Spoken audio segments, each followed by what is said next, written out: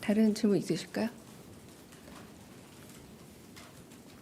네, 대변인님 채널A 홍지은입니다. 그 김병기 원내대표가 이제 계속 3일 연속으로 해서 그 김영석 독립기념관장에 대한 즉시 파면을 요청을 하고 있는데 실질적으로 이 파면을 강제할 수 있는 장치가 없어서 이제 대통령실에서는 좀 어떻게 바라보고 있는지 좀 궁금하고요. 그다음에 두 번째는 그 대통령 오늘 지지율이 50%대 초반대로 좀 허락했는데 이게 취임 후 최저치 기록이라 좀 대통령실에서는 어떻게 평가하시는지도 궁금합니다.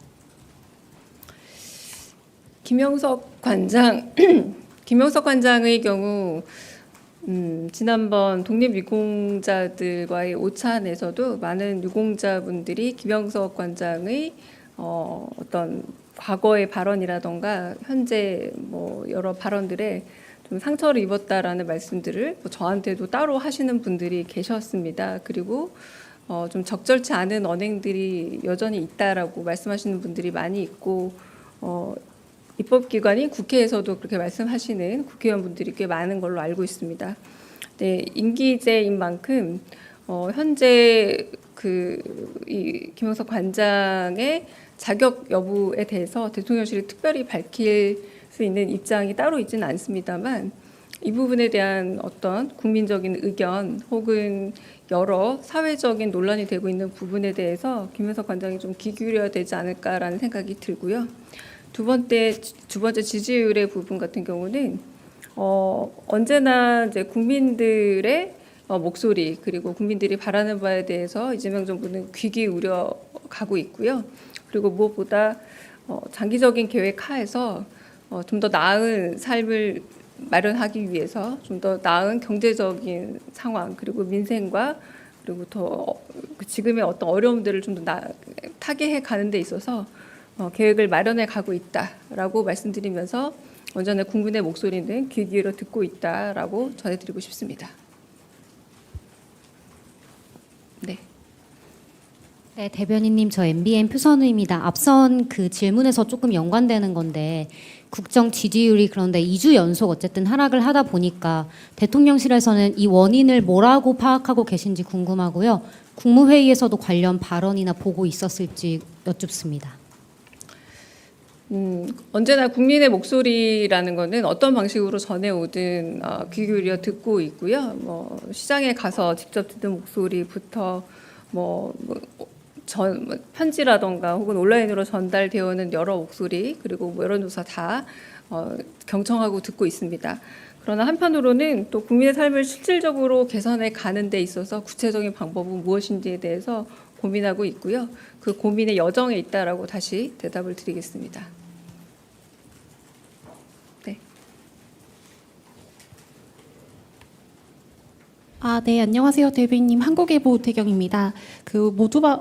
비공개 발언에서 이재명 대통령께서 언론 보도대에서 책임을 물어 마땅하다라고 말씀을 해주셨는데 이거는 좀 처벌을 좀 염두에 두고 언론중재법 개정 필요성을 좀 말씀하신 건지 여쭤보고 싶고요. 또 마지막에 그 핵심 쟁점을 이제 국민에게 알릴 때 공론화 과정을 반드시 거쳐야 한다라는 말씀은 어떤 배경에서 나오신 건지도 좀 여쭤보겠습니다.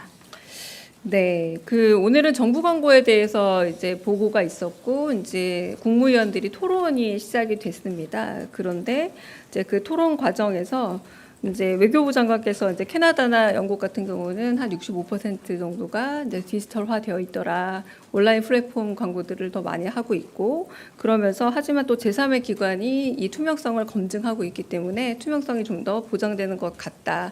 그러면서 한편으로 이 허위나 조작 이런 뉴스에 대해서는 굉장히 엄하게 단속을 하는 것 같더라라고 이렇게 세 가지를 연속으로 말씀하셨고 그 말을 좋은 의견이다 그리고 좋은 그 보고 내용인 것 같습니다라고 하시면서 허위 조작 뉴스 같은 경우는 이 플랫폼의 변화 혹은 미디어의 변화라는 이 흐름의 변화를 따라가더라도 반드시 해결해야 될 문제다라고 얘기하면서 고의적인 왜곡이나 허위 정보일 경우에는 일단 신속하게 수정은 해야 하지만 이것이 고의라는 것에 대해서는 반드시 책임을 물어야 된다라고 이 워딩 그대로 말씀을 하셨습니다. 그러니까 뭐 여기에 대해서 다른 뭐 법안이나 이렇게 다르게 더 간 이야기는 없었습니다. 네.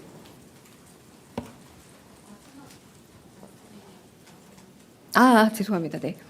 마지막 말은 네.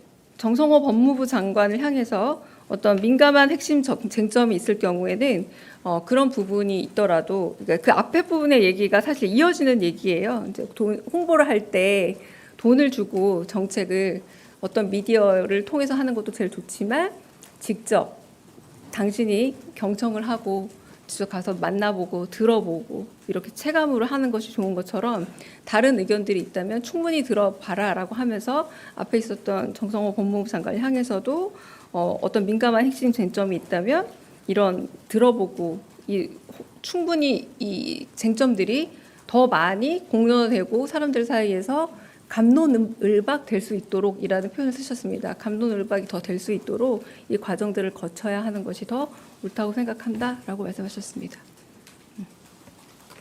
네.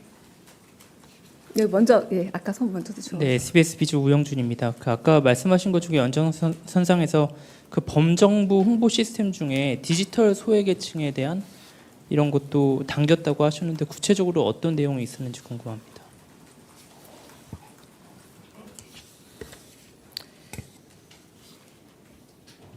범정부 차원의 홍보 지원 시스템을 좀 혁신해야 한다라고 하고, 그러니까 이거는 이제 문체부 보고에서 나온 말씀이었는데요. 그러니까 도달이 잘 안 되는 부분이 있지 않느냐라는 얘기에도 가깝습니다. 그러니까 정책을 만들어서 더 많은 사람들이 소비할 수 있도록 도달률을 높여야 하는데 이 부분에 있어서 도달률이 좀 낮은 것이 정책에 대한 효용감을 떨어뜨리는 것 아니냐, 이런 어떤 흐름에서 나온 거지 특별한 어떤 계층을 두고 한 얘기는 아니었습니다.